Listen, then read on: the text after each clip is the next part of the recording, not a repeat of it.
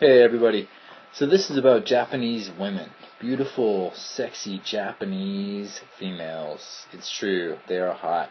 I live in Japan. I've been in the Tokyo area for about 2 years, and I just want to share with you some of my experiences dealing with some of these mysterious and difficult at times Japanese women, because it is definitely a different culture.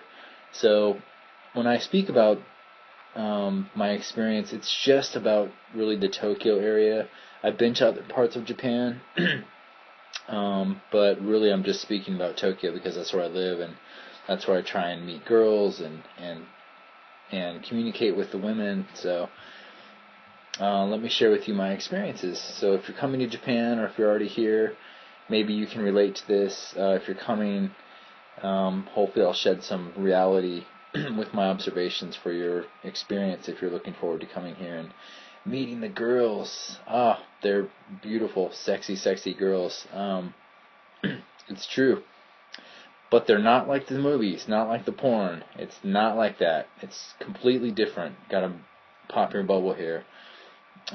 Basically, first off, I've traveled a lot to different countries, and when you travel, in some countries you have a stigma. You are the foreigner, you're the white guy, you're tall, you have blue eyes or light features, or maybe you're dark and you're just tall, but you're different. Well, in Tokyo, you're not different. No one really pays attention to you, so that whole stigma about you being the white guy and kind of the special stigma with that, it doesn't exist. It really doesn't exist. They could care less about you.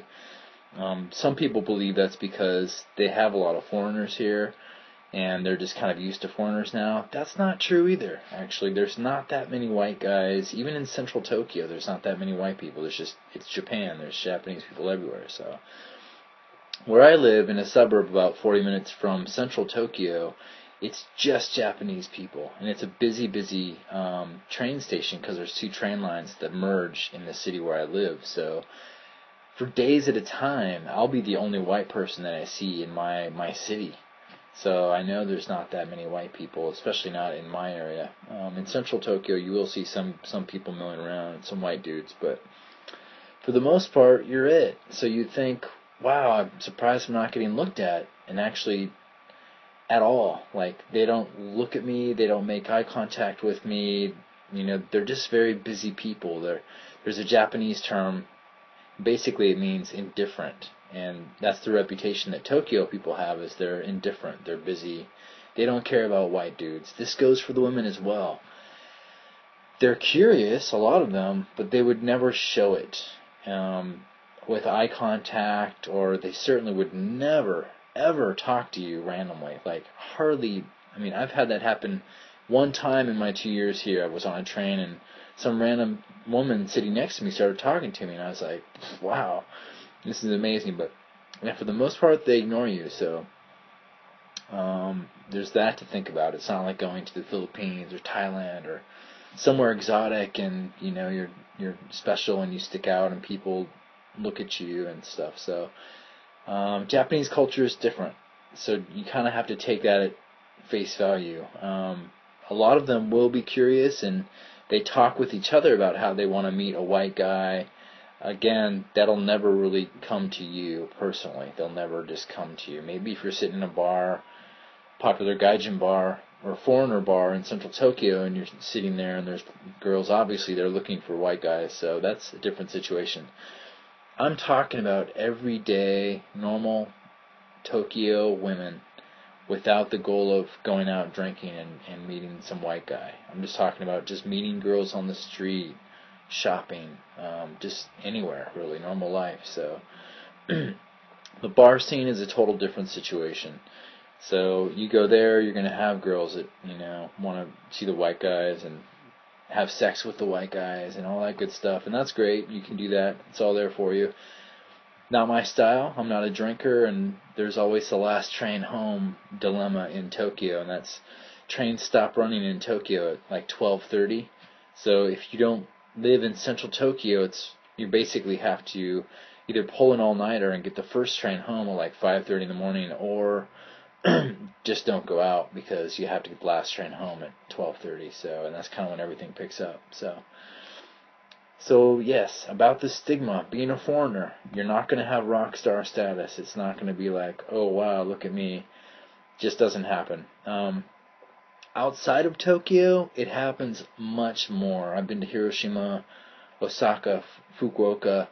There, people will look at you. They'll make eye contact with you. They'll come and talk to you as a stranger. I've just been on the train platform. Cute girls will talk to you. They'll smile at you. Walked into a cafe in Fukuoka one time, and a bunch of girls were looking at me. Maybe I had something in my teeth or something. But anyway, the stigma of being a foreigner is much better, much more in your favor outside of Tokyo, and that pretty much would be anywhere. So there's that to think about.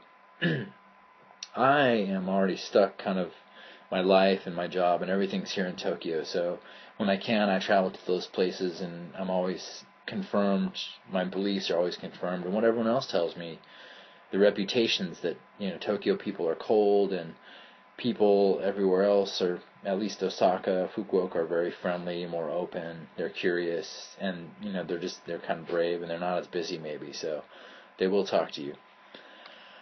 Do you need to speak Japanese? No, you don't. And it doesn't help your chances meeting women or courting women. Really doesn't. And I speak a little Japanese. I have many white friends who speak very good Japanese. They've told me it doesn't really matter at all for your success for bedding or sleeping with or meeting Japanese girls or women. So,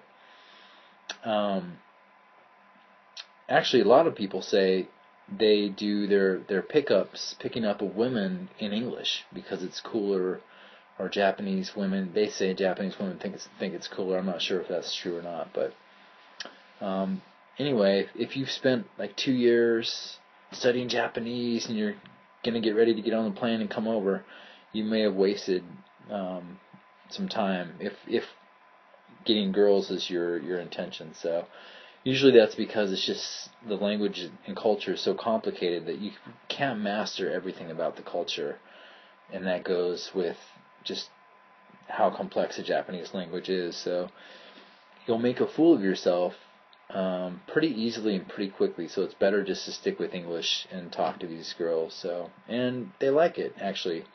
They all study English for the most part, or have in public school, and usually they continued in university. And they continue with their job. Many women have to learn English for their job, or they want to because it's fun. And so speaking English is totally fine, and it doesn't matter whether you speak Japanese or not.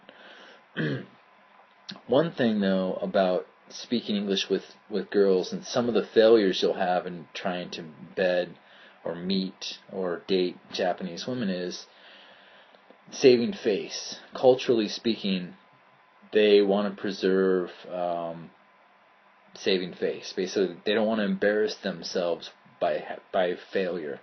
Failure is a big motivator for them not trying to speak with you in English, or really at all, and even in Japanese, because you're a foreigner. So the old cultural beliefs are that if they are a failure, then that brings dishonor to them, their friends, and their family. It's pretty twisted stuff. Unfortunately, it does hold true in real life. Some of them are just not going to bother with trying to speak to you in English. They'd rather not try and fail